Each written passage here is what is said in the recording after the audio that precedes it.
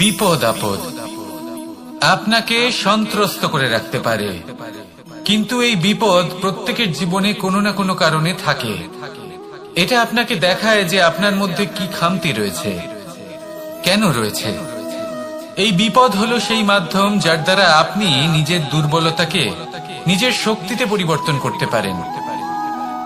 একটা ফুলের দিকে তাকান।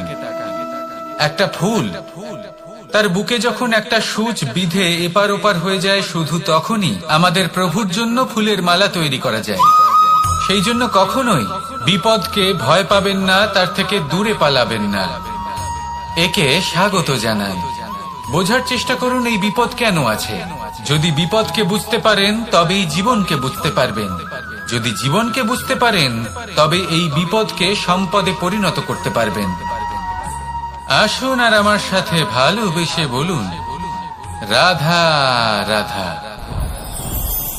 কখনো কখনো মনে এই ভাবনা আসতেই পারে যে ঈশ্বর আজ পর্যন্ত এত রূপে অবতীর্ণ হয়েছেন, এতবার এই পৃথিবীতে এসেছেন, তারপরেও এই সংসারে কোথাও না কোথাও এই পাপ বসবাস করে। এটার কারণ কি? এটার কারণ আমরা স্বয়ংই। যখন কোনো ব্যক্তি এই পৃথিবীর পথপ্রদর্শন করে, এই সংসারকে উচিত দিশা দেখায়, এই সংসারের মঙ্গল করে, আমরা সেই ব্যক্তিকে মানুষ থেকে ঈশ্বর বানিয়ে ফেলি। সেই ব্যক্তির পতন স্বয়ং আমাদের হাতেই হয়ে যায়, কারণ সেই ব্যক্তি তার শ্বাস প্রশ্বাসের জন্য হয় না। সেই ব্যক্তি হলো সেই ভাবনা যা সে এই সংসারকে প্রদান করেছে। আমরা সেই ব্যক্তির ভাবনাটারই অন্ত করে দিই। এটা উচিত নয়। আমরা ওনাকে প্রভু মেনে নিই। প্রভু মানার পর আমরা ওনার কাছে প্রার্থনা করি, হে প্রভু আমাদের সাহায্য করুন। যদি উনি প্রভুও হন, তাও উনি পৃথিবীতে এসেছেন মনুষ্য রূপে। যা কর্ম করেছেন, যা শক্তি প্রাপ্ত করেছেন, এই দেহ থেকেই প্রাপ্ত করেছেন। আপনাদের এটা বোঝানোর জন্য যে এই কাজ আপনিও করতে পারেন। যারা সৎ আত্মা থাকেন তাদের জন্য সর্বশ্রেষ্ঠ শ্রদ্ধাঞ্জলি হলো এটাই যে আপনি তাদের পদচিহ্ন অনুসরণ করে চলুন। না ওনাদের স্মরণে থাকুন, না পুষ্পের মালা ওনাদের চরণে রাখুন, বরং তাদের ভাবনাকে অনুসরণ করে সেই ভাবনা নিয়ে এগিয়ে চলুন। এটা না শুধু আপনার জন্য, বরং সমগ্র সংসারের জন্য লাভদায়ক। তাহলে এটাই করুন আর আমার সাথে ভালোবেসে বলুন, রাধা রাধা। যখন কঠোর রোদে আমাদের শরীর উত্তপ্ত হয়ে যায়, আমরা গরম অনুভব করি, তখনই যদি বর্ষা হয় আর বৃষ্টির জলের ফোঁটা আমাদের শরীরে এসে পড়ে, তখন কেমন অনুভূতি হয়? বর্ষার এই জলের ফোঁটা যখন ধরিত্রীতে পড়ে, তখন যে নাদ উৎপন্ন হয়, মনে হয় যেন এক সঙ্গীত। এমন এক সঙ্গীত যা স্থিরতার সাথে আমাদের বুঝিয়ে দেয় যে এই সূর্যের উত্তাপ, এই রোদ, তা চিরকালের জন্য থাকবে না। সূর্যের কিরণের যতই তেজ থাকুক, যখন বর্ষা আসবে এই রোদের কিরণকে শীতল করবে। সূর্যের তেজ যতই বেশি হোক না কেন, কখনো না কখনো কালো মেঘ আসবে আর সূর্যকে ঢেকে দেবে। অর্থাৎ এই প্রকৃতি আমাদের শিক্ষা দেয় যে কারোর প্রকাশ, যে কারোর মেধা চিরকাল টিকে থাকে না। এবার যদি কথা বলি অন্ধকারের বিষয়ে, তবে রাত্রির কালো অন্ধকারকে একটা জোনাকির আলো পরাজিত করে। অর্থাৎ অন্ধকারও চিরকালের জন্য বজায় থাকে না। এটা কি আমরা বুঝলাম? তবে আপনাদের দুটো সহজ প্রশ্ন করব। জীবনে যখন কিছুই আপনাদের সাথে চিরকাল থাকবে না, তাহলে অহংকার কি নিয়ে? আর জীবনে যদি প্রত্যেক দুঃখ, বিপদ, সমস্যা একটা সময়ের পর আপনাকে ছেড়ে চলে যায়, তাহলে পরাজয় মানবেন কেন? এই দুশ্চিন্তা ত্যাগ করুন, এই অহংকার ত্যাগ করুন, আসক্তি ত্যাগ করুন আর আমার সাথে ভালোবেসে বলুন, রাধা রাধা। পুরুষার্থ। শাস্ত্রে 4 ধরনের পুরুষার্থের কথা বলা হয়েছে। প্রথম হলো ধর্ম।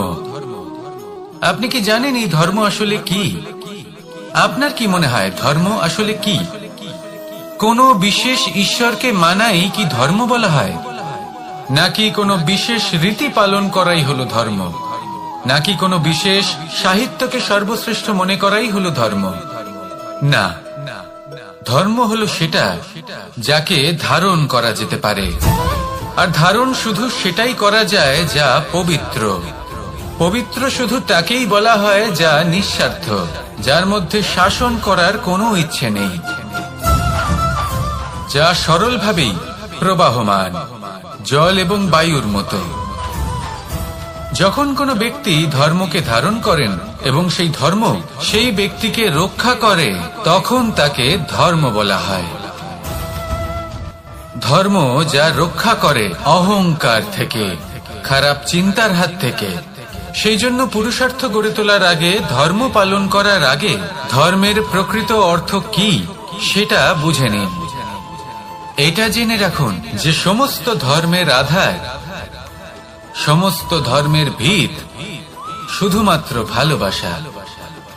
আসুন আর এই ভালোবাসার সাথেই বলুন রাধা রাধা।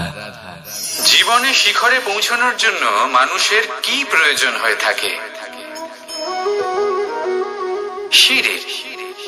কিন্তু তাও প্রত্যেক মানুষ, প্রত্যেক ব্যক্তি শিখরে পৌঁছতে পারেন না। এর কারণ কি? কারণ একটা হতে পারে যে মানুষ কল্পনা করতে থাকেন কিন্তু সিঁড়ি খুঁজে পান না। কিছু মানুষ খুঁজে নেন কিন্তু তা পেয়ে এতটাই প্রসন্ন হয়ে যান যে তারপর আর কোনো কর্মই করেন না। খুব সোজা ব্যাপার। অনেক মানুষ সিঁড়ি খুঁজে পান না, আর যদি পেয়েও যান তাও যতক্ষণ না তাতে চড়ছেন সেই শিখরে পৌঁছবেন কি করে? যতক্ষণ না আপনি পরিশ্রম করছেন, যতক্ষণ না সেই সিঁড়িতে আপনি চড়ছেন, যতক্ষণ না ক্লান্ত হচ্ছেন, আপনার পায়ে হাঁটুতে ব্যথা না হচ্ছে, ততক্ষণ এই শিখরে পৌঁছানোর সৌভাগ্য লাভ করতে পারবেন না। তাহলে কল্পনার সাথে কর্ম করুন, পরিকল্পনার সাথে পরিশ্রম করুন, সবকিছু পাবেন। আসুন আমার সাথে ভালোবেসে বলুন রাধা রাধা। সমস্যা, কঠিন সময়, সংকট, বিপদ কার জীবনে নেই? প্রত্যেকের জীবনে আছে। কিন্তু আমাকে একটা কথা বলুন, যদি নৌকায় ঢেউকে ভয় পেতে শুরু করে তাহলে সাগর পার করবে কে? কখনো কোনো ছোট্ট পিঁপড়েকে দেখেছেন যে আকারে হয়তো ছোট হতে পারে কিন্তু বড় শিক্ষা দিয়ে যায়? কিন্তু আমরা শিখি না। এবার দেখুন একটা পিঁপড়েকে যে ভোজনের খোঁজে বাইরে বের হয়, একটা ছোট্ট দানা তুলে নেয়। ছোট দানা তোলে কারণ তার থেকে বেশি সে তুলতেই পারবে না। সে দানা নিয়ে চলতে শুরু করে, কোনো দেওয়ালে উঠে পড়ে, আবার পড়েও যায়। সেই দানা দূরে কোথাও একটা পড়ে যায়, তা আবার খোঁজে, তুলে নেয়, আবার চলতে থাকে। পড়ে যায় আবার ওঠে, পড়ে যায় আবার ওঠে।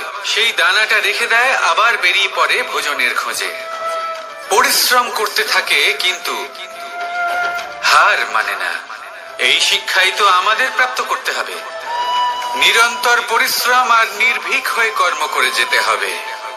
এটাই হলো সাফল্যের মাধ্যম, এটাই হলো জয়ের মন্ত্র, অচ্যুত অজয় অস্ত্র। তাহলে আসুন আর আমার সাথে ভালোবেসে বলুন রাধা রাধা। মানুষের মানসিকতা এমন হয় যে সে যতটা করে আশা করে যে তার থেকে অনেক বেশি তার বদলে সে পাবে। দেখুন, সবকিছুই আপনার ভাবনা চিন্তার উপর নির্ভর করছে। আপনি যদি ফলের বিষয়ে ভেবে কর্ম করতে থাকেন তাহলে সেটা অনুচিত। জীবনের আসল আনন্দ হলো নিজের কর্ম করতে থাকা, ফলের চিন্তা করা উচিত নয়। যদি আপনি এরকম ভাবেন যে আমি এতটা করছি, আমার এতটা পাওয়া উচিত, সেই ভাবনা অনুচিত। যদি আপনি সেবার মানসিকতা নিয়ে কর্ম করতে থাকেন, কর্মচক্রে প্রবাহিত হন, যদি আপনি এমন ভাবনা রাখেন যে আমি এতটা পাচ্ছি তাই এর থেকে অনেক বেশি আমি কর্ম করব, তাহলে নিশ্চিত রূপে আপনি যতটা করছেন তার থেকে অনেক বেশি আপনি পাবেন। আপনার আশার থেকে অনেক বেশি আপনি পাবেন। শুধু জীবনে অনেক বেশি কাজ করতে থাকুন, ফলের চিন্তা করবেন না। আর মনে রাখবেন, এই ভাবনাই সব থেকে বড় বীজ। কর্মের উপর বিশ্বাস রাখুন, জীবনে যা যা আপনি চান সবই সুখময় হবে। আসুন আর আমার সাথে ভালোবেসে বলুন, রাধা রাধা। আমরা সকলেই কামনা করি, আমরা সবাই সেটা প্রাপ্ত করতে চাই যা আজ পর্যন্ত কেউ প্রাপ্ত করেনি, সেটা পেতে চাই যা আজ পর্যন্ত কেউ পেতে পারেনি, সেটাই কাছে রাখতে চাই যা আজ পর্যন্ত কখনো আমরা পাইনি। এবার সেটা কিভাবে করা যেতে পারে? যদি আপনি সেটা প্রাপ্ত করতে চান যা আজ পর্যন্ত আপনি কখনো পাননি, তাহলে আপনাকে সেটা করে দেখাতে হবে যা আজ পর্যন্ত আপনি কখনো করেননি। সেই চেষ্টা করতে হবে যা আজ পর্যন্ত কখনো করেননি, সেই পরিশ্রম করতে হবে যা আজ পর্যন্ত কখনো করেননি। তবেই আপনি সেটা পাবেন যা আজ পর্যন্ত কখনো পাননি। কারণ যেমন বীজ বপন করবেন তেমনই অঙ্কুর আপনি লাভ করবেন। আসুন আর আমার সাথে ভালোবেসে বলুন, রাধা রাধা। মানুষ কতটা বিচিত্র হতে পারে। সব সময় স্বপ্ন দেখতে থাকে যে কাল আমি এটা করব, কাল আমি ওটা শুরু করব, কাল আমি ওটা সম্পন্ন করব। এই যে কাল শব্দটা, এই কাল অত্যন্ত বিচিত্র এক শব্দ। আমরা সবসময় এটাকে আসতে দেখতে পাই, কিন্তু এটা আসাতে বর্তমানে পরিণত হয়। আবার আজ নতুন কাল দেখতে পাই, তার জন্য অপেক্ষা করি, যখন সেটা সামনে আসে বর্তমানে পরিণত হয়। এই কাল সবসময় একটা মিথ্যে সান্ত্বনা দেয় যে সে আসছে, কিন্তু সে কখনোই আসে না। যেটা আপনার হাতে রয়েছে তা হলো আজ, বর্তমান। তাই যা করার আছে, যা সম্পন্ন করতে চান, যা শুরু করতে চান, আজ করুন, বর্তমানে করুন। কারণ আজ আপনি যা করবেন সেটাই আপনার ভবিষ্যৎ নির্ধারিত করবে। ভবিষ্যতের বিষয় ভাবতে থাকলে ভবিষ্যৎ সুন্দর হবে না। আজ কর্ম করতে হবে। তাই আজ বর্তমানে জীবন যাপন করুন, কর্ম করুন, আর আমার সাথে ভালোবেসে বলুন, রাধা রাধা। কথায় আছে, যখন আপনি যুদ্ধক্ষেত্রে দাঁড়িয়ে তখন শত্রুকে পিঠ দেখিয়ে পালিয়ে যাওয়া বা পিছু হটে যাওয়া অত্যন্ত অনুচিত যুদ্ধনীতি হয়। কথায় আছে যে শ্রেষ্ঠ যুদ্ধ নীতি হলো সেটাই যেখানে আপনি অস্ত্র হাতে নিয়ে এগিয়ে যান, সাহসের সাথে যুদ্ধ করে শত্রুকে পরাস্ত করে ফিরে আসেন। আর সেটাই আমি করেছিলাম। তখন মহাভারত রচনা হয়েছিল, কারণ তখন ধর্ম রক্ষা করা আবশ্যক ছিল। কিন্তু এমনও একটা সময় ছিল যখন আমি যুদ্ধ থেকে পালিয়েছি, কারণ তখন প্রজাদের সুরক্ষা বেশি গুরুত্বপূর্ণ ছিল। আমার গায়ে যুদ্ধ বিমুখ হবার কলঙ্ক লাগিয়েছিল। কিন্তু ঠিক আছে, আমি সেটাই করেছিলাম যেটা প্রয়োজনীয় ছিল। শ্রীরামও লঙ্কা গিয়ে রাবণকে হত্যা করার পূর্বে 4 মাস ধরে অপেক্ষা করেছিলেন।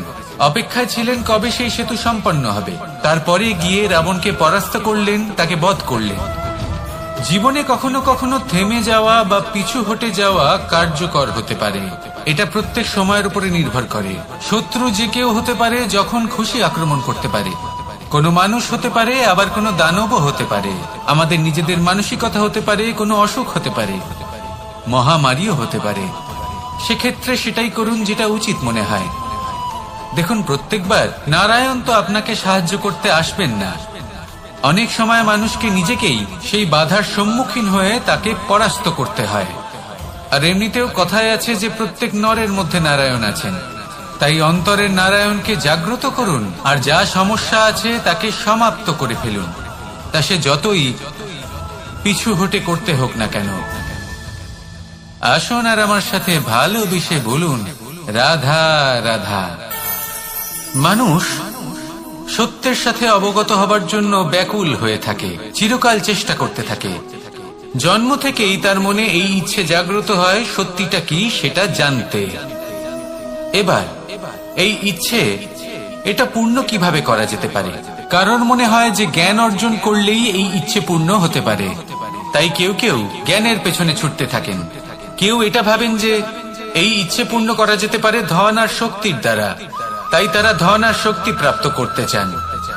কেউ আবার ভাবেন যে অন্তরের মন্থন দ্বারা এটা সম্ভব হতে পারে।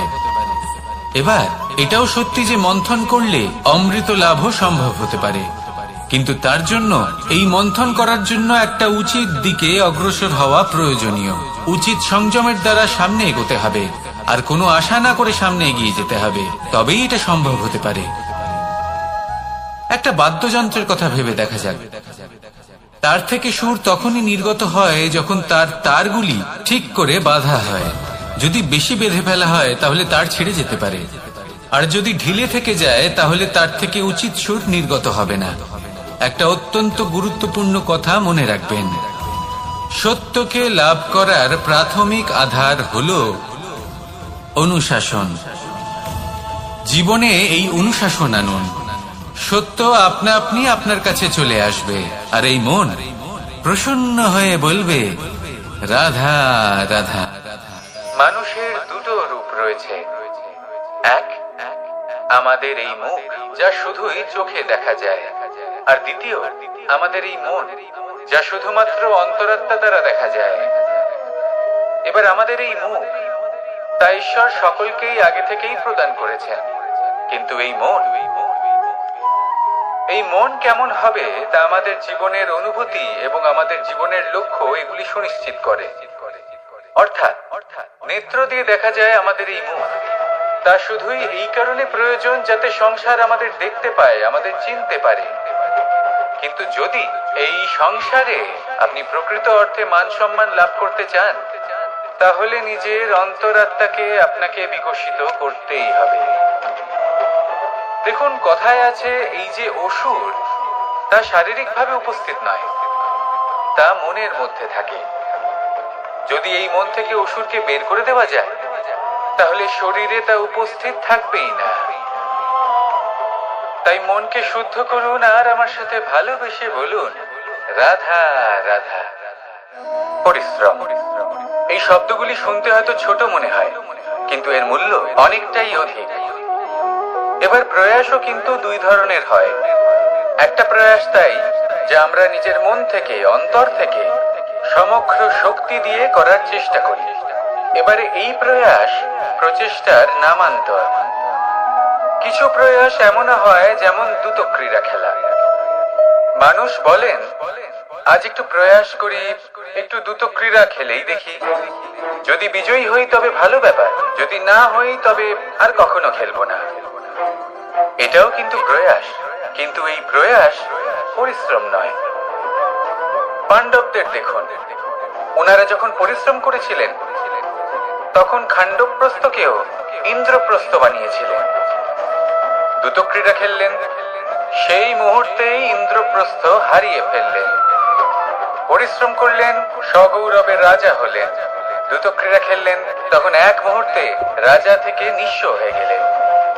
সারমর্ম এটাই যে দ্রুতক্রীড়া কখনো কখনো আপনার মিত্র হতে পারে, কখনো সে আপনাকে বিজয়ী করতে পারে, কিন্তু প্রয়াস এবং পরিশ্রম যখন একসাথে মিলিত হয় তখন তা সর্বদাই আপনার সাথে থাকে।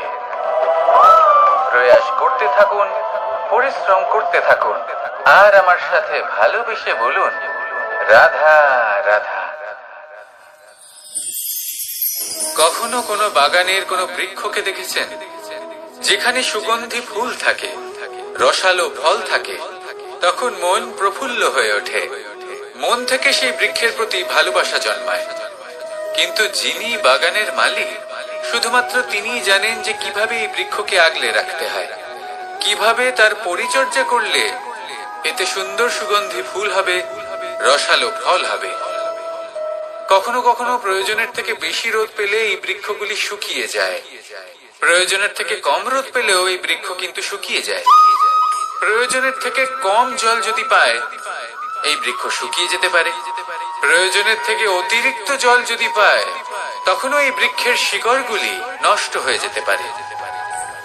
এবার এটাই কিন্তু আমাদের সংসারের সাথেও হয়। আমাদের সংসারের সকল প্রতিভাশালী ব্যক্তি, যেমন লেখক, বিচারক, প্রবক্তা, যোদ্ধা, এদের সবার ক্ষেত্রে এই কথাটাই প্রযোজ্য। যদি বেশি প্রশংসা করা হয় তাহলেও এরা হারিয়ে যাবে। প্রয়োজনের থেকে বেশি যদি নিন্দা করা হয় তখনও তারা নত হয়ে পড়বে। তাহলে আপনি এদের রক্ষা করুন এবং নিজেদেরও। মনে রাখবেন একটা কথা, জেনে রাখুন কখন কোন নিন্দায় আপনি লজ্জিত হবেন না, আর কখন কোন প্রশংসার দ্বারা নিজের মধ্যে অহংবোধ জাগ্রত করবেন না। এই মন সুপ্রসন্ন হয়ে বলবে, রাধা রাধা। আমাদের গৃহে অনেক কক্ষ রয়েছে, কিন্তু এমন কি আছে যে একটাই থাকে? আমাদের গৃহের দ্বার। এমন কেন হয়? অনেক দ্বার তো থাকতেই পারে। ভেবে দেখুন, একটা বিশাল ভবন রয়েছে, তার চতুর্দিকে অনেক দ্বার আছে। ভালোই হবে, যাতায়াত করতে সুবিধা হবে, কিন্তু এমন আমরা কেন করি না? এবার আপনি বলবেন যে এটার উত্তর তো সহজ। যতগুলো দ্বার থাকবে ততজন দ্বারপালও থাকবে। কে কখন কোথা থেকে আসবে, কোথায় চলে যাবে সেদিকে খেয়াল থাকবে না। চুরির সম্ভাবনাও বেড়ে যাবে। যাক, এই বিষয়ে অন্তত আপনি বোঝেন। সেই জন্য আপনার গৃহে একটাই দ্বার রয়েছে। কিন্তু আপনার মনের বিষয় কি জানেন? আপনার মনেও কি কোনো দ্বার আছে? নেই। তার মানে যে কোনো ব্যক্তি যেখান থেকে খুশি আসতে পারে, আর আপনার মনে যা খুশি প্রবেশ করিয়ে চলে যেতে পারে। কোনো বাধার সম্মুখীন না হয়ে কোনো ব্যক্তি আপনার মনে যা কিছু প্রবেশ করিয়ে চলে যাবে, তা সে আমাদের পক্ষে শুভ হোক, অশুভ হোক, বা যতই ঘাতক হোক না কেন। সেই ভাবনা হতে পারে বাসনাময়, ক্রোধে পরিপূর্ণ, মতভেদে পরিপূর্ণ, বিদ্বেষ বা অহংকারে পরিপূর্ণ, বা কোনো ব্যর্থ ভাবনা হতে পারে। বিশ্বের যে কোনো ভাবনা মনে এসে বসবাস করতে পারে। এবার মনে যা ভাবনা থাকবে, মন সেটাই অনুভব করবে। নেতিবাচক ভাবনা যদি মনে ঘর করে, মন সুখ অনুভব কি করে করবে? সেই জন্য আবশ্যক হলো মনের মাঝে ইতিবাচক সত্তার দ্বার গড়ে তোলা। অর্থাৎ কোনো ভাবনা যদি আসে এবং ইতিবাচক হয়, তাহলে তাকে মনে প্রবেশ করতে দিন। যদি তা আপনাকে আর্থিক, সামাজিক, পারিবারিক, আধ্যাত্মিক লাভ দেয়, তাহলে তাকে প্রবেশ করতে দিন। যদি না দেয়, যদি তা নেতিবাচক ভাবনা হয়, তাকে দ্বার থেকেই আবার ফিরিয়ে দিন। জীবনে শিখরে পৌঁছানোর জন্য মানুষের কি প্রয়োজন হয়ে থাকে? সিঁড়ির। কিন্তু তাও প্রত্যেক মানুষ, প্রত্যেক ব্যক্তি শিখরে পৌঁছতে পারেন না। এর কারণ কি?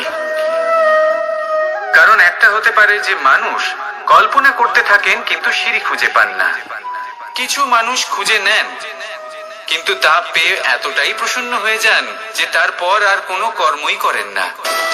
খুব সোজা ব্যাপার। অনেক মানুষ সিঁড়ি খুঁজে পান না, আর যদি পেয়েও যান, তাও যতক্ষণ না তাতে চড়ছেন, সেই শিখরে পৌঁছবেন কি করে?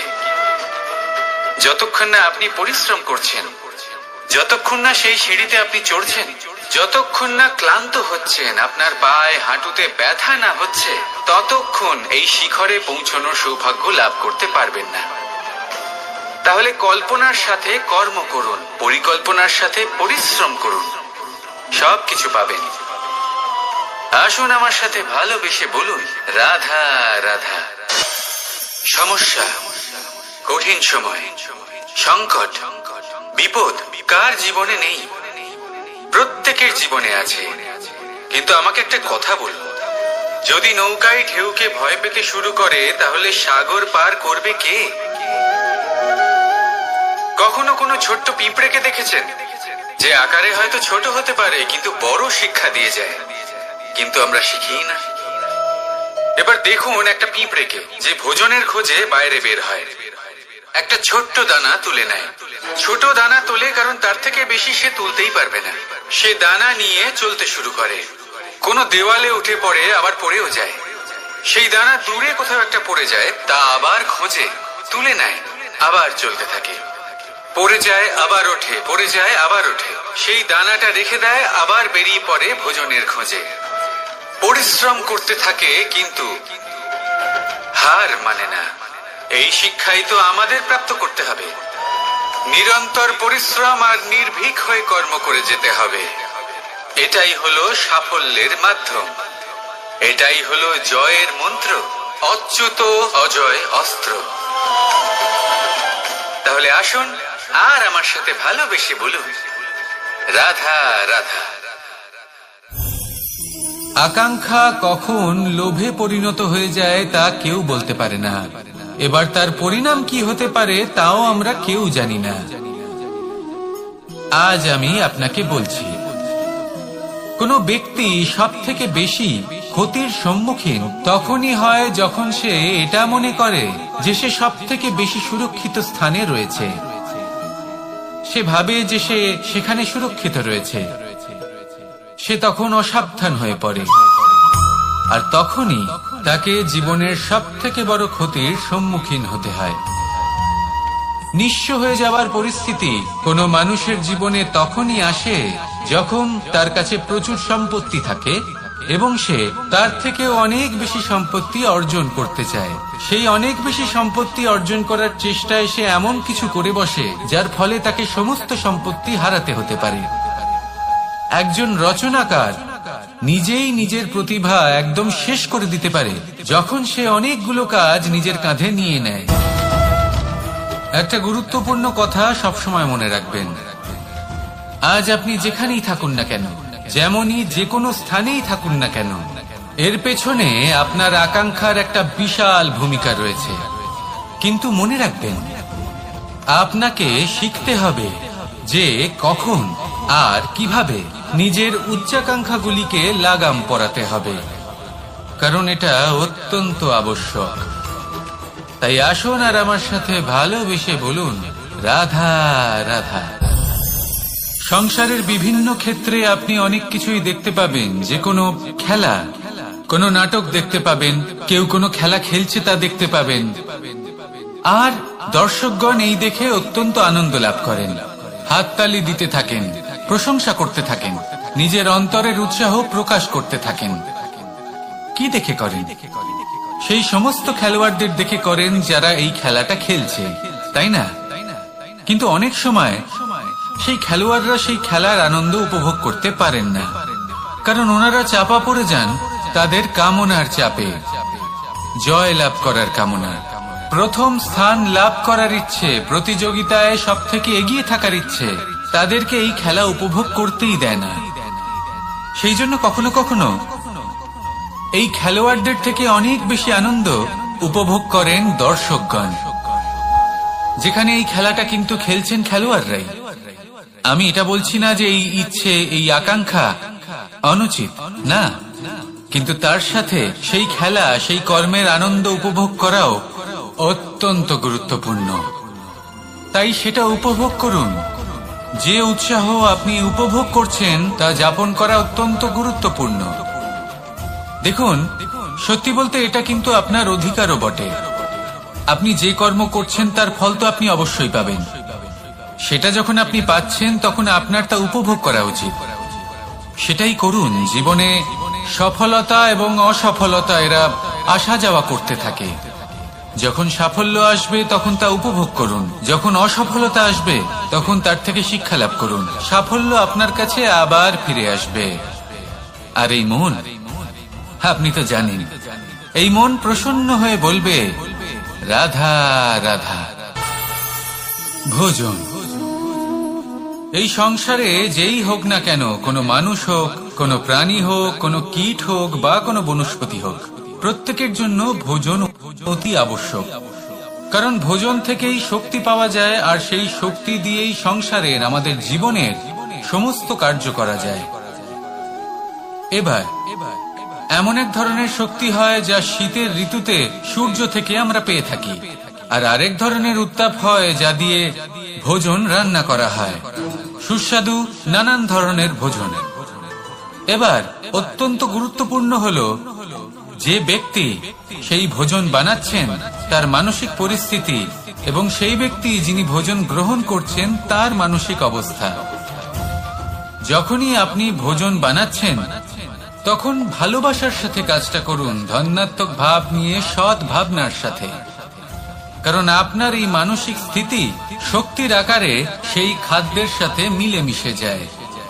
আর যখনই আপনি ভোজন গ্রহণ করছেন তখন সদ্ভাবনার সাথে, প্রসন্নতার সাথে গ্রহণ করুন, ধন্যাত্মক ভাব নিয়ে।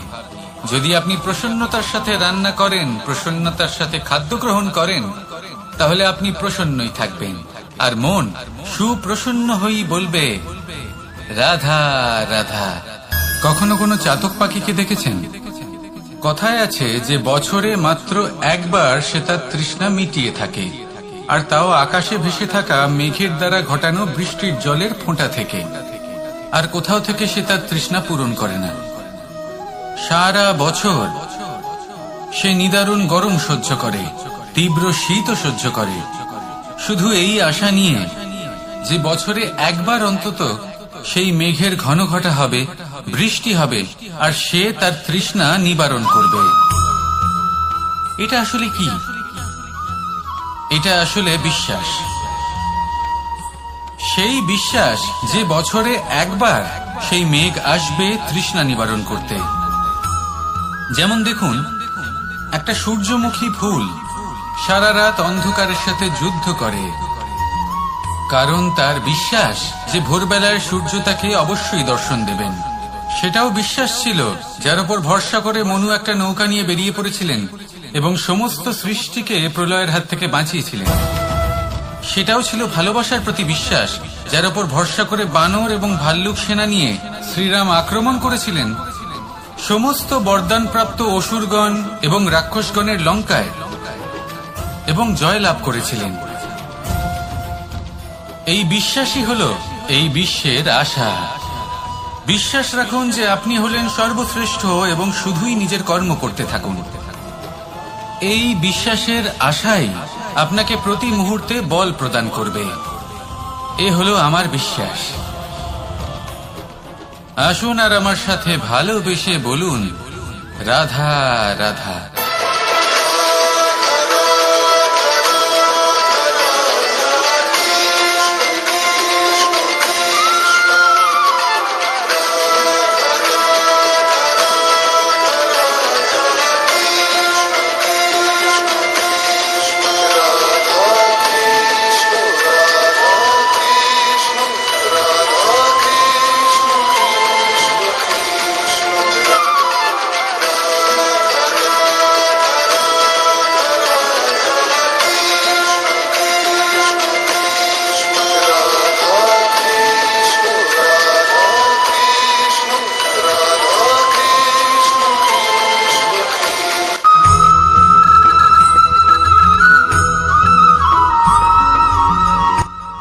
রাত্রে আমরা সুখ নিদ্রা লাভ করি, আমরা স্বপ্ন দেখি, ভবিষ্যতের পরিকল্পনা করি, খুব ভালো লাগে।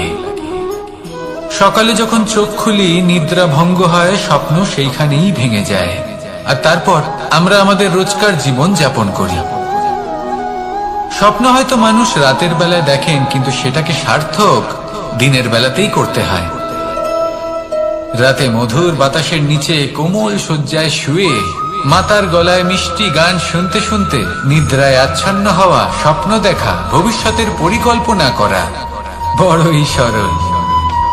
কিন্তু সকালবেলায় সময় মতো উঠে সূর্যের তাপ সহ্য করে, সেই উষ্ণতা সহ্য করে সর্বাঙ্গ ঘেমে গিয়ে নিজের পথ খুঁজে বের করা, সেই পথে অগ্রসর হওয়া, বাধা বিপত্তি এসবের সম্মুখীন হওয়া, আর তারপর লক্ষ্য লাভ করা, এগুলো কঠিন কাজ।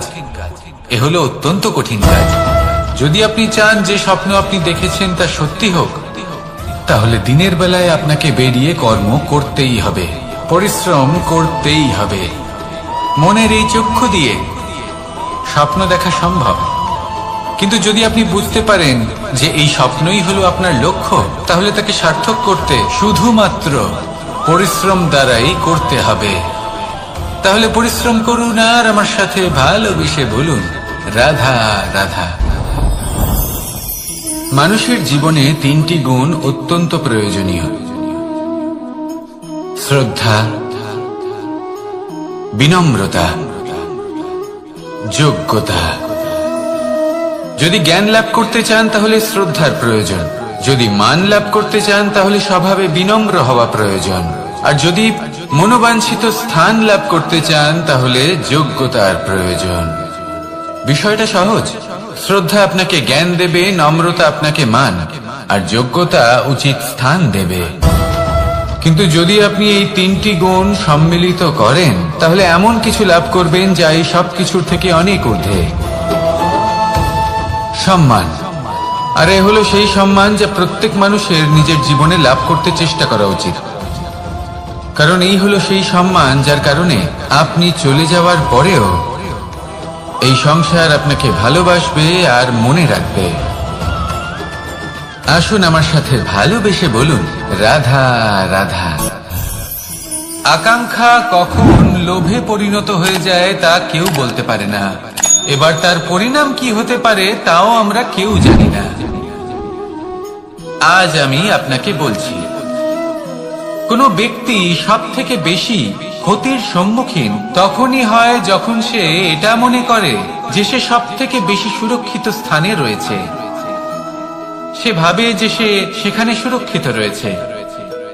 সে তখন অসাবধান হয়ে পড়ে, আর তখনই তাকে জীবনের সব থেকে বড় ক্ষতির সম্মুখীন হতে হয়। নিঃস্ব হয়ে যাওয়ার পরিস্থিতি কোনো মানুষের জীবনে তখনই আসে যখন তার কাছে প্রচুর সম্পত্তি থাকে এবং সে তার থেকে অনেক বেশি সম্পত্তি অর্জন করতে চায়। সেই অনেক বেশি সম্পত্তি অর্জন করার চেষ্টায় সে এমন কিছু করে বসে যার ফলে তাকে সমস্ত সম্পত্তি হারাতে হতে পারে। একজন রচনাকার নিজেই নিজের প্রতিভা একদম শেষ করে দিতে পারে যখন সে অনেকগুলো কাজ নিজের কাঁধে নিয়ে নেয়।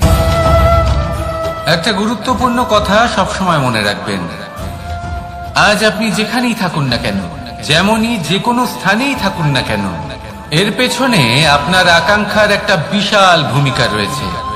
কিন্তু মনে রাখবেন, আপনাকে শিখতে হবে যে কখন আর কিভাবে নিজের উচ্চাকাঙ্ক্ষাগুলিকে লাগাম পরাতে হবে, কারণ এটা অত্যন্ত আবশ্যক।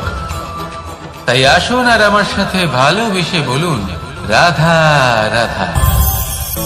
অনেক সময় আমরা জীবনে অনেক মানুষকে এমন বলতে শুনে থাকি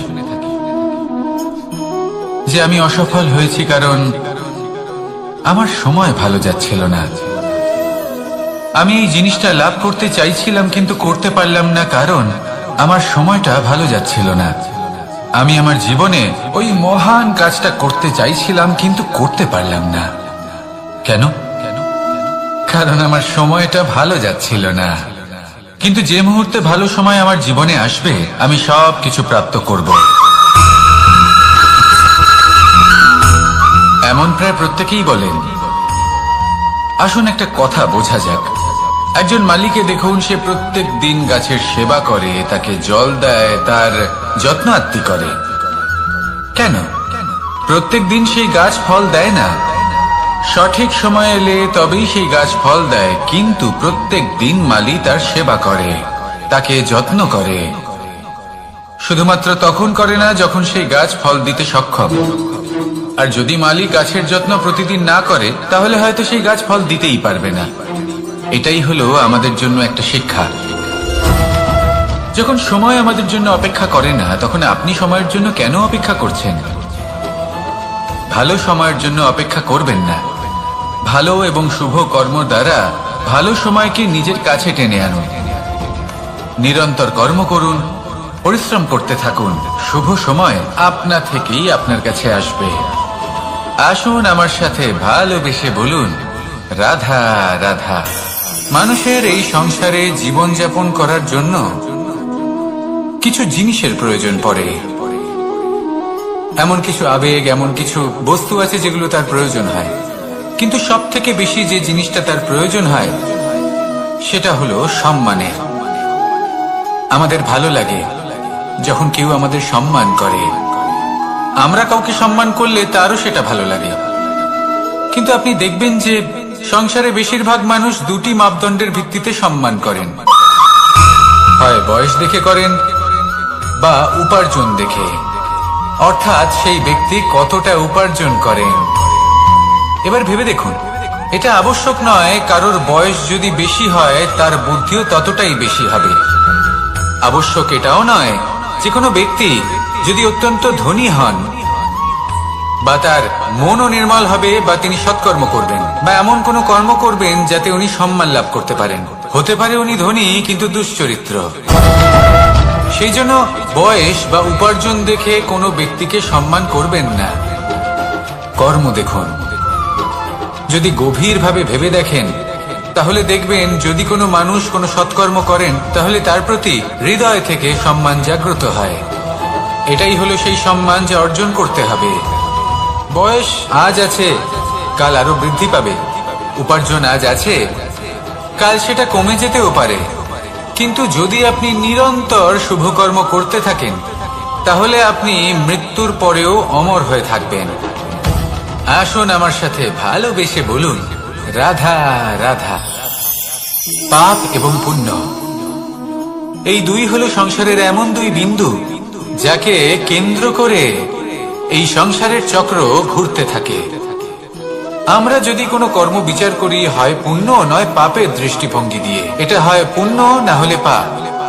কিন্তু এই পাপ এবং পুণ্য এই দুই নির্ভর করে প্রত্যেক মানুষের ওপর, তার চিন্তাধারা, তার পরিস্থিতির ওপর। ধরুন এমন একজন মানুষ যিনি অনেক দিন ধরে বনে পথ হারিয়েছেন, অনেক দিন হয়তো উনি কোনো খাবার খাননি। এবার এমন পরিস্থিতি চলে এসছে যে এবার যদি উনি খাবার না খান তাহলে হয়তো জীবিতই থাকবেন না। আর এমন অবস্থায় ওনার সামনে যদি কোনো প্রাণী আসে তাহলে তাকে শিকার করা, এটা কিন্তু তার কাছে পাপ নয়, এটা তো জীবিত থাকার একমাত্র উপায়। এটা তার কাছে পুণ্য সম। আর যদি আমি এমন একজন ব্যক্তির কথা বলি যিনি সরল, যিনি একটি সুখী, শান্ত, সুরক্ষিত জীবনযাপন করছেন, তার কাছে কিন্তু এটা পাপ। এইরকমই এই সংসারে ভিন্ন ভিন্ন পরিভাষা আছে পাপ এবং পুণ্যের। তার মধ্যে যদি আমি আপনাকে একটি সরল পরিভাষা দিই, সেটা হলো জীবনে যখনই কোনো কর্ম করবেন সেটা নিয়ে একটু ভেবে দেখুন যে এই যে কাজটা আমি করছি তার ফলে এই যে অন্য মানুষেরা আছেন এই সংসারে তারা কি দুঃখ পাবেন? যদি তারা দুঃখ পান তাহলে সেটা পাপ। যদি আপনি এমন কোনো কর্ম করেন যার ফলে অন্যরা প্রসন্নতা লাভ করেন, তাদের মুখে হাসি ফুটে ওঠে, যদি তারা প্রেরিত হন, জীবনে সামনে এগোতে পারেন, তাদের বিকাশ হয়, তাহলে এটা হলো পুণ্য। তাই জীবনে সবসময় পুণ্য করতে থাকুন আর আমার সাথে ভালোবেসে বলুন, রাধা রাধা। বনস্পতি ফলনের জন্য আমাদের কিসের প্রয়োজন পড়ে? একটু ধরিত্রীর, একটু পরিশ্রমের, আর একটা বীজের। এবার যদি মানুষের কথা বলি তাহলে এখানে ধরিত্রী হলো মানুষের এই জীবন, যেখানে মানুষ নিজের ইচ্ছের ফল ফুল ফলন করতে চায়। পরিশ্রম হলো আমাদের কর্ম, আর বীজ হলো আমাদের নির্বাচন। আমাদের বেছে নিতে হবে যে আমরা কি বপন করব, আম নাকি ফণি মনসা। এর মধ্যে আমরা কি পেতে চাই? রসালো ফলের ফলন চাই নাকি কাঁটার ফলন চাই, তা আমাদের উপর নির্ভরশীল। কিন্তু একটা কথা ঠিক, লক্ষ্য যেমনই হোক না কেন, জীবন যেমনই হোক না কেন, যদি আপনি লক্ষ্যের দিকে এগোতে থাকেন তাহলে কর্মের সাথে খামখেয়ালি আচরণ করতে পারবেন না। যদি আপনি এমন করেন তাহলে এটা আপনাকে একটা অনুচিত লক্ষ্যে পৌঁছে দেবে, সেটা কিন্তু নিশ্চিত। সবসময় এটা মনে রাখবেন, কর্মের সাথে খামখেয়ালি হবেন অর্থাৎ কর্মফলও আপনার সাথে খামখেয়ালি হবে। তাহলে নিষ্ঠার সাথে কর্ম করতে থাকুন আর নিজের লক্ষ্যকে প্রাপ্ত করুন। আর আমার সাথে ভালোবেসে বলুন, রাধা রাধা। অগ্নি চতুর্থ তত্ত্ব, সব থেকে বেশি গুরুত্বপূর্ণ কিন্তু তার থেকেও বেশি ভয়াবহ। কখনো অগ্নিকে নিয়ন্ত্রিত রূপে উনুনে জ্বলতে দেখেছেন? এই অগ্নি আমাদের খাবার বানাতে সাহায্য করে, যা আমাদের শক্তি প্রদান করে। কিন্তু এই অগ্নি যখন বিচলিত হয়ে, অনিয়ন্ত্রিত হয়ে কোন বনের আগুন হয়ে ওঠে, তখন মহা বিনাশ ঘটে যায়। আপনারই অন্তরের ঊর্জা হলো এই অগ্নি। এটা আপনার শক্তিও, আপনার ক্রোধ। একে ব্যবহার কিভাবে করবেন তা আপনারই হাতে। যদি কোনো ব্যক্তি নিজের অন্তরের এই ঊর্জাকে ব্যবহার করেন শক্তির রূপে, তাহলে সে বিকাশ ঘটাতে পারে, নির্মাণ ঘটাতে পারে। কিন্তু যদি কোনো ব্যক্তি তার অন্তরের ঊর্জাকে বিধ্বংসী অস্ত্র বানিয়ে ফেলেন, তাহলে নিশ্চিত রূপে মহা বিনাশ ঘটতে পারে, যাতে বিনাশ তারও অবশ্যই হবে। অনেক বছর পূর্বে এমনই এক আগুনের দ্বারা এই সুন্দর পৃথিবীর নির্মাণ হয়েছিল। আর অনেক বছর পূর্বে এমন এক আগুনেই সমস্ত জীব এবং সংসার বিলুপ্ত হয়ে গেছিল। এবার আপনি আপনার অন্তরের ঊর্জা দ্বারা বিনাশ ঘটাতে চান নাকি নির্মাণ ঘটাতে চান, সেই সিদ্ধান্ত আপনারই। আসুন আমার সাথে ভালোবেসে বলুন, রাধা রাধা। কখনো কখনো এমন হয় আমরা আমাদের বাড়ির উঠোনে বীজ বপন করি, আর তা বিকশিত হয় একটা সুন্দর বৃক্ষে। তার শাখাগুলি প্রতিবেশীর বাড়ি পর্যন্ত পৌঁছায়। ফলের বর্ষণ প্রতিবেশীর বাড়িতেও হয়ে থাকে। আর আমরা ভাবি গাছ আমরা উৎপন্ন করব আর ফল খাবেন আপনারা। এই কেমন কথা হলো? আপনাকে এই কথা বুঝতে হবে যে এসব হলো ভৌতিক বস্তু, সাংসারিক বস্তু। কখনো নিজের বাড়ির বাগানে ভালোবাসার গাছ বপন করে দেখুন। তার শাখাও প্রতিবেশীর বাড়ি পর্যন্ত পৌঁছবে, ফলের বর্ষণ সেখানেও হবে। কিন্তু সেই ফল চাইতে আপনাকে যেতে হবে না, সেই ফল দ্বিগুণ মাত্রায় আবার আপনার কাছেই ফিরে আসবে। তাই নিজের বাড়িতে আর নিজের মনে ভালোবাসার গাছ উৎপন্ন করুন। এই জীবন প্রসন্ন হয়ে বলবে, রাধা রাধা। অ দিয়ে অন্ত, আ দিয়ে আরম্ভ, এই দুইয়েরই রাশি সমান। যদি আপনি মন দিয়ে দেখেন তবে দেখবেন এদের সম্পর্ক খুবই নিবিড়। কিভাবে? যখন কোনো কিছু শুরু হয় এটা নিশ্চিত হয়ে যায় যে তা সমাপ্তও হবে। আরম্ভই যদি না হয় তা সমাপ্তও হবে না। যা আরম্ভ হয়েছে তার সমাপ্তি হলো অবশ্যম্ভাবী। এটাই হলো প্রকৃতির নিয়ম, একে এড়ানো যায় না। এবার এই কথা আমরা সকলে জানি। এবার মানুষ কি ভাবে যে সমাপ্তির পরে কি হতে পারে, এর উত্তর তাদের কাছে নেই। তাদের উচিত অন্য কোনো বিষয় ভাবা যা বেশি গুরুত্বপূর্ণ। এবার মানুষ এটা জানে না যে মৃত্যুর পরে কি হতে পারে, কিন্তু এই কথা অবশ্যই জানে যে জন্ম থেকে মৃত্যু পর্যন্ত এই সময়, যাকে আমরা জীবন বলে থাকি, এই সময় আমরা কর্ম করতে পারি। এই কথা তো আমরা জানি। তাহলে এমন কি কর্ম করা যেতে পারে যা আমাদের সমাপ্তির পরও আমাদের প্রাসঙ্গিক করে রাখতে পারে, এই বিষয়ে ভাবা উচিত। যে জন্মগ্রহণ করেছে তার মৃত্যু হবেই, এটা সাধারণ বিষয়। কিন্তু ইতিহাস আজও সেই সকল মানুষজনকে স্মরণ করেন যাদের এই সংসার তাদের মৃত্যু নয়, বরং তাদের জীবনকালে যে কর্ম তারা করেছেন তার দ্বারা মনে রাখেন। সেই কর্মের কারণে এই সংসারে তাদের নাম, তাদের কর্ম, তাদের ব্যক্তিত্ব, তাদের কীর্তি অমর হয়ে থাকে এবং থাকবে। আপনার কাছে এতটা সময় নেই যতটা আপনার মনে হচ্ছে আপনার কাছে আছে। সেই জন্য যত শীঘ্র সম্ভব শ্রেষ্ঠ কর্ম করুন, যতটা পারবেন ততটা অধিক সুকর্ম করুন। এই সংসারে নিজেকে অমর করে তুলুন আপনার মৃত্যুর পরেও। আর আমার সাথে ভালোবেসে বলুন, রাধা রাধা। উমা, এ কি? আমি কখন থেকে এখানে অপেক্ষা করছি, হাত পেতে দাঁড়িয়ে রয়েছি যাতে একটা ফল আমার হাতে এসে পড়ে এবং সেটা আমি খেতে পারি। কখন থেকে অপেক্ষা করছি, কিন্তু সেটা হচ্ছেই না।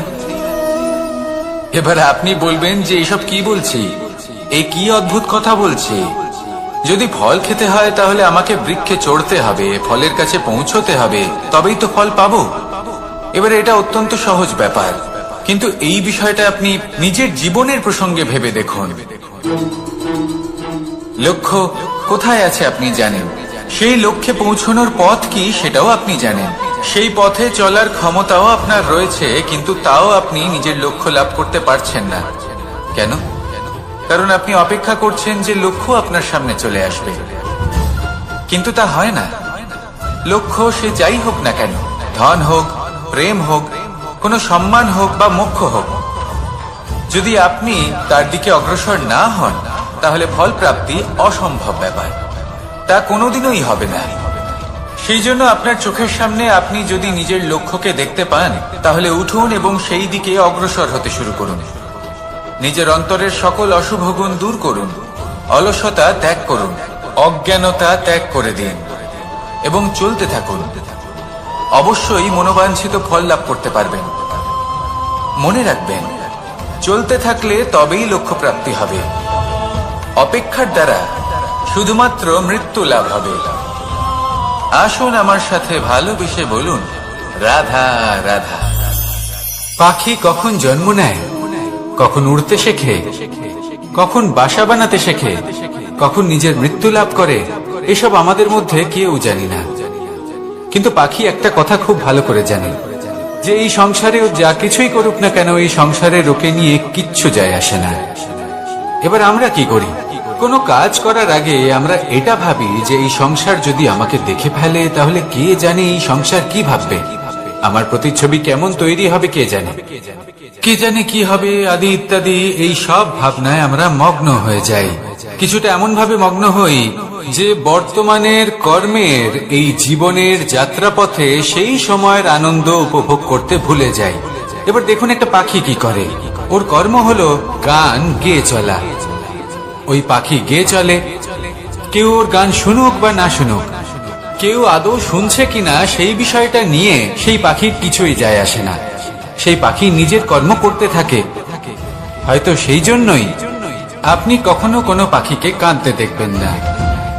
এরকমই আপনাকে নিজেকে গড়ে তুলতে হবে। প্রথমে নিজেকে জিজ্ঞেস করুন, এই যে কর্ম আমি করতে চলেছি সেটা কি উচিত? যদি আপনার মনে হয় সেটা উচিত, তাহলে সেটা প্রমাণ করুন।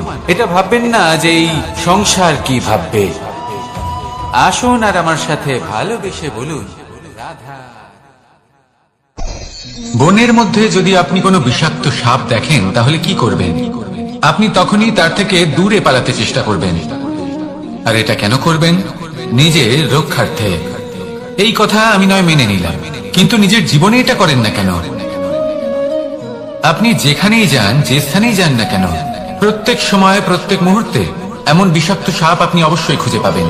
আর সেই সাপ নয় যাদের আপনি বনে খুঁজে পাবেন, এরা হলো সেই সাপ যা আপনাকে পাপ করতে বাধ্য করবে। আপনার অন্তরের বাসনা, ক্রোধ, অহংকার, লোভ, ঈর্ষা এদের বৃদ্ধি ঘটাবে। দেখুন, বনের এই সাপ আপনাকে একবার ছেড়ে দিতেও পারে, ছোবল নাও মারতে পারে, কিন্তু এই যে পাপরূপী সাপ আছে তা অবশ্যই ছোবল মারবে।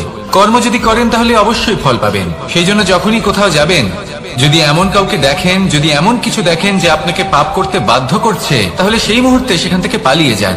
যেমন বনের সাপ দেখে আপনি পালাতে থাকেন। সৎকর্মের রক্ষা অত্যন্ত আবশ্যক। আসুন আর আমার সাথে ভালোবেসে বলুন, রাধা রাধা। যদি কোনো সিংহ বানরের মতো গাছে চড়তে চেষ্টা করে, তাহলে কি হবে?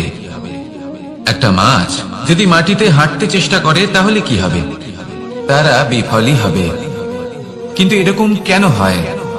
তার কারণ হলো প্রকৃতির রচনা কিছুটা এরকম। এখানে প্রত্যেকটি ব্যক্তিকে, প্রত্যেকটি প্রাণীকে আলাদা আলাদা গুণের অধিকারী করা হয়েছে এবং সকলকে একটা সীমাও প্রদান করা হয়েছে। এবার এই যে বৃক্ষ, পশু, পাখি, এদের মধ্যে সেই ক্ষমতাই নেই যে এরা নিজেদের যাচাই করতে পারবে, নিজেদের সীমাগুলো বুঝতে পারবে, নিজেদের সদ্গুণগুলো চিনতে পারবে। এরা সেটা করতে পারবে না। কিন্তু মানুষ তো আলাদা। মানুষের কাছে সেই বিশেষ শক্তি আছে যে তারা পূর্ণরূপে নিজেদের যাচাই করতে পারবে, নিজেকে পূর্ণরূপে বুঝতে পারবে, নিজের দোষ, নিজের অপগুণ, নিজের সদ্গুণ, নিজেদের সীমাগুলো তারা বুঝতে পারবে। আর এটা অত্যন্ত গুরুত্বপূর্ণ। কথায় আছে যে যদি সাফল্য লাভ করতে হয়, তাহলে নিজেকে যাচাই করে নিতে হবে। তাই নিজেকে যাচাই করুন, নিজের সাথে পরিচিত হয়ে যান এবং জীবনে কর্ম করতে থাকুন। সাফল্যের শিখরে অবশ্যই পৌঁছে যাবেন। আর ওখানে যদি যান, তাহলে এই মন প্রসন্ন হয়ে অবশ্যই বলবে, রাধা রাধা। অন্ধকারাচ্ছন্ন রাত্রি যদি এসে থাকে, তাহলে আলোকিত প্রকাশ নিয়ে সূর্যও অবশ্যই আসে। রোগ যদি এসে থাকে, তাহলে তার ওষুধও অবশ্যই আসে। সমস্যা যদি আসে, তাহলে সেই সমস্যার সমাধানও নিজে থেকেই আমাদের কাছে চলেই আসে। এই সংসার, এই জীবনের শুধুমাত্র একটাই নিয়ম আছে, আর তা হলো এটাই, এই সংসার হলো একটা চক্রের মতো। এতে শাশ্বত বলে কিছু নেই, নিত্য বলে কিছু নেই। আর যা কিছুই রয়েছে সব বদলাতে চলেছে। যদি আপনার জীবনে দুঃখ থাকে, সমস্যা থাকে, যদি আপনি বিপদ দ্বারা আচ্ছন্ন, তাহলে মনে রাখবেন সবকিছু বদলে যেতে চলেছে। দুঃখের সময় কাঁদবেন না, মনকে আরো দুঃখী করে তুলবেন না, কারণ এখানে যা কিছুই এসেছে তা যাওয়ার জন্যই এসেছে। তাহলে এত চিন্তা কিসের? আনন্দ সহকারে জীবন যাপন করুন, আর আমার সাথে ভালোবেসে বলুন, রাধা রাধা। রাত্রিবেলায় যখন আলোকিত জোনাকিদের দেখেন তখন মন প্রসন্ন হয়ে ওঠে। এদের দেখতে খুবই সুন্দর লাগে। আর এমন ঠিক কেন হয়? প্রথম হলো এটাই যে রাতের বেলায় চতুর্দিক অন্ধকারাচ্ছন্ন থাকে। এমত অবস্থায় যদি আমরা কোথাও একটু প্রকাশ দেখি তাহলে সেটাই আশার কিরণের ন্যায় মনে হয়। সেই প্রকাশই আমাদের মন প্রসন্ন করে তোলে। আর সেই জন্য যে সকল মানুষ রাতের বেলায় কোনো জোনাকি দেখতে পান তারা প্রসন্ন হয়ে যান। এবার কখনো কখনো জীবনে আমাদের মনে হয় যে চতুর্দিকে শুধুমাত্র অন্ধকারই হয়ে আছে। প্রত্যেকেরই তা কখনো মনে হয়। আর তখনই আমাদের নিরাশ হলে চলবে না, আমাদের দুঃখী হলে চলবে না।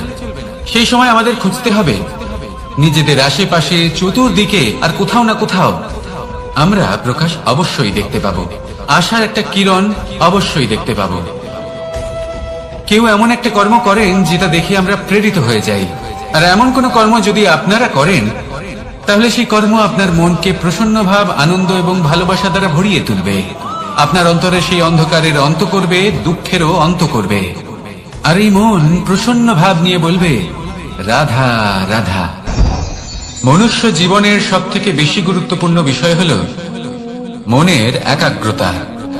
এই সংসারের যে কটি মহান কার্য সম্পাদন হয়েছে তা হল মনের এই একাগ্রতার একমাত্র ফল। আপনি অবশ্যই দেখে থাকবেন অনেক ছোট বড় নদী যা বয়ে চলে তাদের সামনে একটা বাঁধ নির্মাণ করা হয় সেই সব নদীর জল সঞ্চয় করতে। বাঁধ হয়ে গেলে প্রয়োজন মতো বা মনের ইচ্ছে মতো তাকে ব্যবহার করা সম্ভব। এবার এটাই আমাদের মনের সাথেও সম্ভব।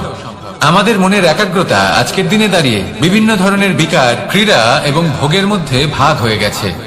একে একত্রিত করতে হবে, একটা বাঁধ নির্মাণ করতে হবে, কর্মের বাঁধ। আপনাকে শুধু এটাই করতে হবে, যেটা উচিত কর্ম সেটাই করুন, যেটা অনুচিত কর্ম সেটা করা থেকে নিজেকে বিরত রাখুন। ব্যাস, এই কাজটাই আপনি করতে থাকুন, করতে থাকুন। মনের মধ্যে একাগ্রতার বাঁধ নির্মাণ করুন। আর একবার যদি তা নির্মাণ হয়ে যায় তাহলে যখন চাইবেন, যেখানে চাইবেন, যতটা চাইবেন একাগ্রতা প্রয়োগ করতে পারবেন। আর একবার যদি আপনি এটা শিখে যান তাহলে এই সংসারকে বদলে ফেলার মতো কাজ আপনি করতে পারবেন, সমাজকে শোধরাবার মতো কাজ করতে পারবেন। তাহলে এই মনকে একাগ্র করুন আর আমার সাথে ভালোবেসে বলুন, রাধা রাধা।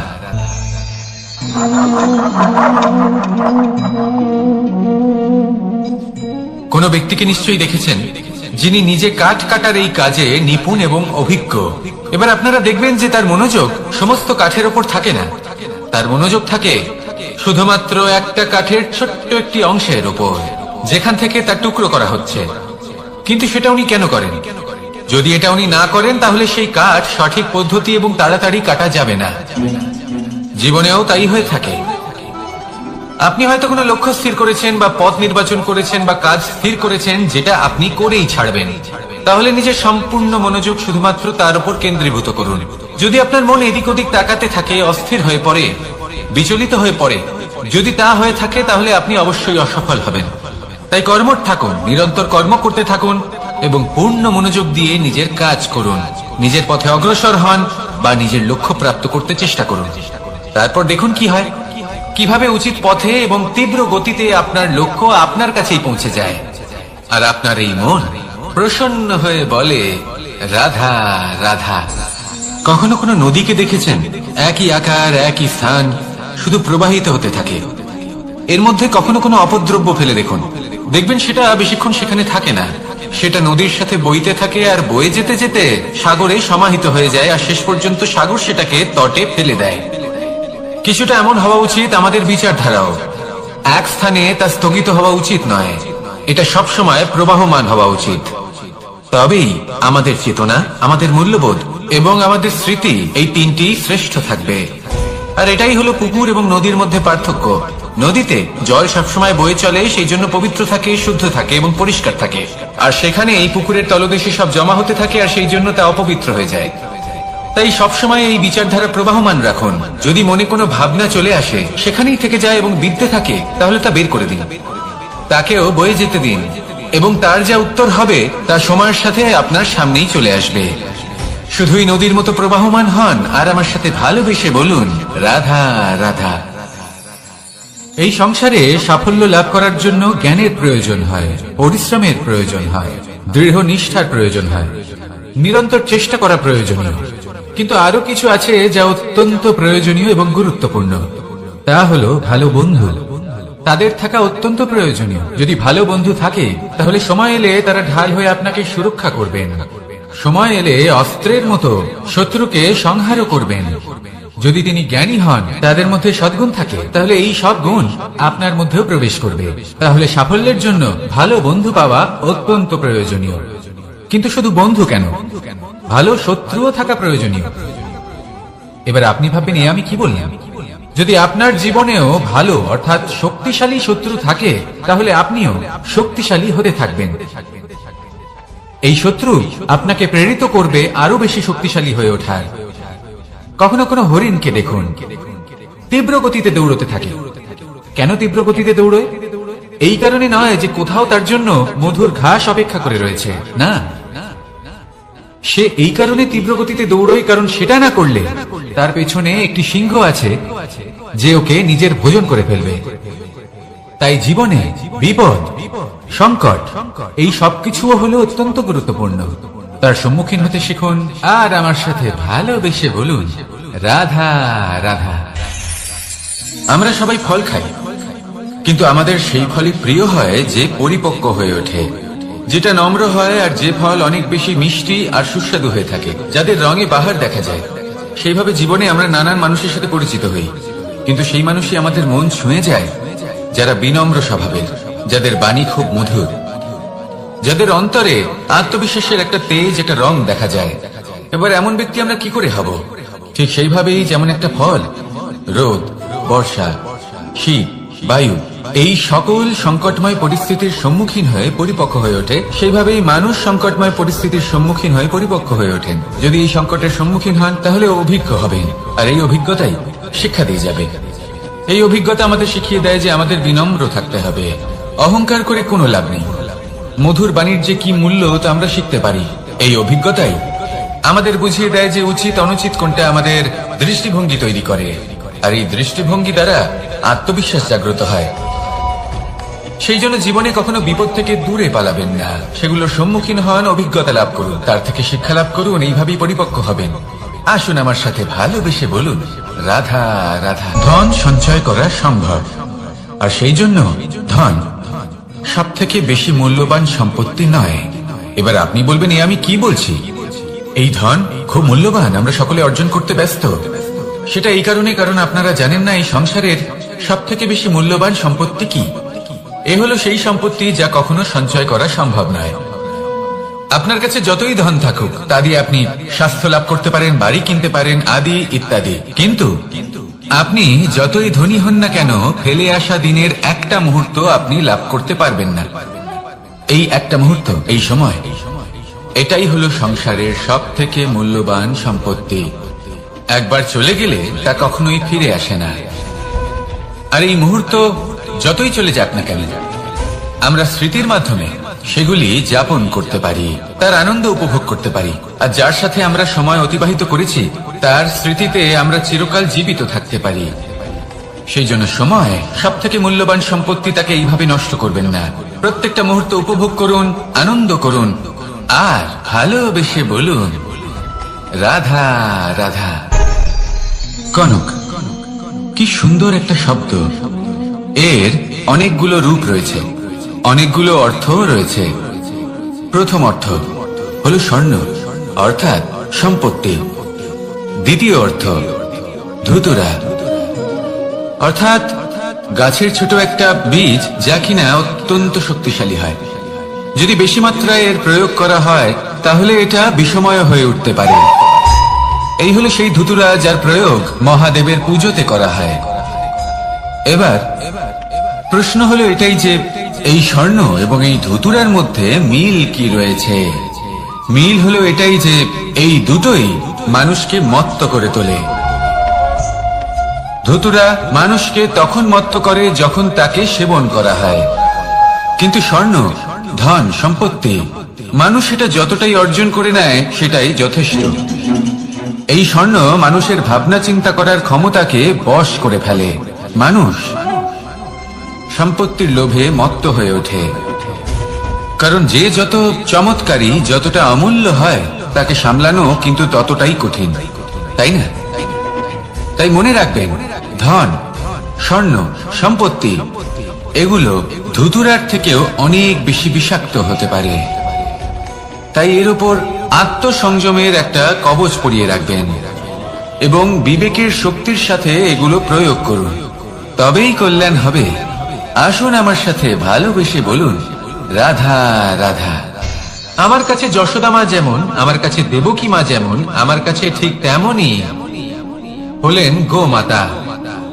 এবার ভেবে দেখার বিষয় হলো এটা যে এই সংসারে অসংখ্য প্রাণী আছে, একজন গাইকে একজন মায়ের মর্যাদা কেন দেওয়া হয়? তাহলে এর অনেকগুলো কারণ আছে। এই গাই অর্থাৎ গোমাতা, এনারা হলেন অত্যন্ত শান্ত, শান্তি প্রিয়, কখনো কারোর কোনো ক্ষতি করতেই পারেন না। গোমাতা যে দুধ আপনি কখনো কোনো সাধারণ পাখি দেখেছেন, যেমন বাবুই? সে কি করে? সে কোনো গাছের ডালে নিজের বাসা বানায়। এবার সেইখানে বাসা বানানো সহজ ব্যাপার, কারণ সামগ্রী আশেপাশেই পাওয়া যায়। কিন্তু সমস্যা হলো আক্রমণ। কোনো সাপ বা অন্য কোনো পশু ওর বাসাতে ওর সন্তানদের উপর না আক্রমণ করে বসে, এই ভয়ে তার সব সময় থাকে। আর এটা সব থেকে কঠিন ব্যাপার এদের জন্য, নিজের বাসায় নিজের সন্তানদের সুরক্ষা। আর বাজ পাখি, যদি আমরা বাজের কথা বলি তাহলে তারা কি করে? বাজ পাখি কোনো উঁচু পাহাড়ের শিখরে, কোনো পাথরের খাঁজে নিজের বাসা তৈরি করে। এবার ওখানে বাসা বানানো একেবারেই সহজ ব্যাপার নয়, কারণ সামগ্রী আশেপাশে পাওয়া যায় না, দূর থেকে নিয়ে আসতে হয়। কিন্তু সেইখানে আক্রমণের ভয়ও কখনোই থাকে না। এইভাবে উচিত রূপে ও নিজের বাসা রক্ষা করতে পারে, নিজের সন্তানদের রক্ষা করতে পারে। এর সারমর্ম হলো এটাই, যদি সমস্যা বড় হয় তাহলে সমাধানও উচ্চমানের হওয়া উচিত। একটা বাজ পাখির মতো ভাবা আরম্ভ করে দিন, জীবনে যে কোনো সমস্যা ছোট মনে হবে। রাধা রাধা।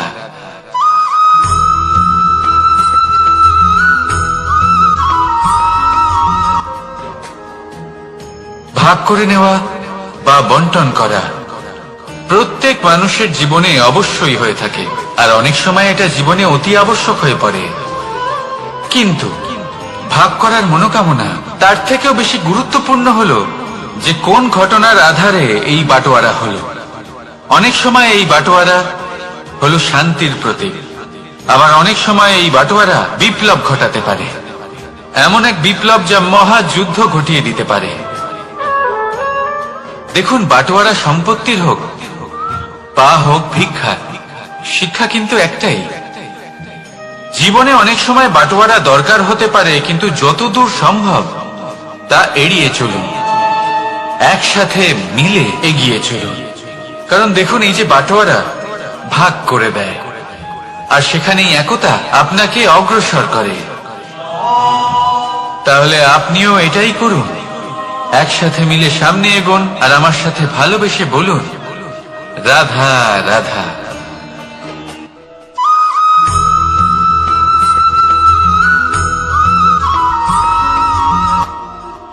জীবনে এমন কিছু কাজ রয়েছে যা আপনাকে একাই করতে হয়, আর এমন কিছু কাজ রয়েছে যা আপনাকে একসাথে মিলে করতে হয়, একজোট হয়ে, সঙ্গবদ্ধ হয়ে। এবার সঙ্গবদ্ধ বলতে কি বোঝাতে চাইছি? আমি তাদের কথা বলছি না যারা বাস্তবিকভাবে একে অপরের সাথে কাজ করেন, আমি তাদের কথা বলছি যারা একে অপরের থেকে দূরে থেকেও একে অপরকে বিশ্বাস করেন। আমি আগেও বলেছিলাম, সমস্ত বিশ্বের আশা বিশ্বাসেই বসবাস করে, তাই না? তাই যেখানে সমস্ত বিশ্ব আছে, সমস্ত সংসার আছে, সেইখানেই বিশ্বাস রয়েছে। তাই আপনার আশেপাশে এমন দল সঙ্গবদ্ধ করুন যাদের আপনার উপর বিশ্বাস আছে আর যাদেরকে আপনি বিশ্বাস করতে পারেন। তাহলে আসুন আর আমার সাথে ভালোবেসে বলুন, রাধা রাধা।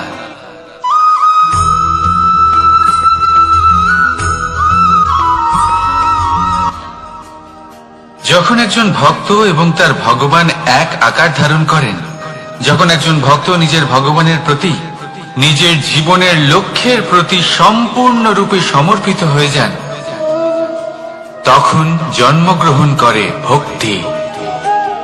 আর তখন সংসারের সমস্ত আশা তিনি ত্যাগ করতে পারেন। সমস্ত আশা শেষ হতে পারে, কিন্তু মানুষের সঙ্গ ভক্তি কখনো ত্যাগ করে না। যখন ভক্ত ও ভগবান এক আকার ধারণ করেন, এক হয়ে যান, তখন রথী এবং সারথীর মধ্যে কোনো পার্থক্য থাকে না। তারাও এক হয়ে যান। একটাই ব্যক্তিত্ব, একটাই অস্তিত্ব। আর সেই জন্যই কখনো কখনো রথীর আদেশ ছাড়াই সারথী রথ চালিয়ে দেন, আবার কখনো সারথীর পরামর্শ ছাড়াই রথী আক্রমণ করে ফেলেন।